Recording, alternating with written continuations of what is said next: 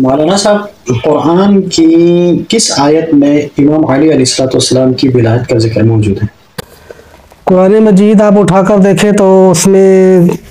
फ़कत एक मकाम पर नहीं, आपको बहुत सी ऐसी आयत मिलेंगी जिसमें खुदावंद मुतआल ने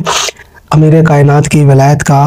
जिक्र किया है। ख़ास तौर पर जो सबसे ज़्यादा मारूफ आयत है सूरह माइदा की आयत नंबर 55 कि जिसमें खुदावंद मुतआल इरशाद फरमाते हैं, बिस्मिल्लाहिर्रहमानिर्रहीम, इन्नमा वलियुकुमुल्लाहु व रसूलुहु वल्लज़ीना आमनुल्लज़ीना युक़ीमुनस्सलाता व युअतूनज़्ज़काता व हुम राकिऊन। कि अल्लाह फरमा रहे हैं कि तुम्हारा वली अल्लाह है, अल्लाह का रसूल है,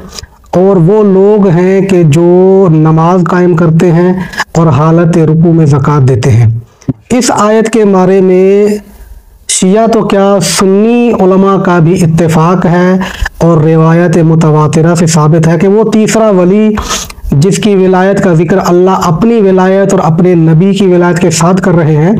और कह रहे हैं कि मैं वली हूँ और मेरा रसूल तुम्हारा वली है, और उसके बाद वो शख्स वली है कि जो नमाज कायम करता है और हालत रुकू में ज़कात देता है। सबका इत्तेफाक है, चाहे शिया हो चाहे सुन्नी हो, सब ने इस चीज़ को लिखा अपने भी कुतुब तफसीर में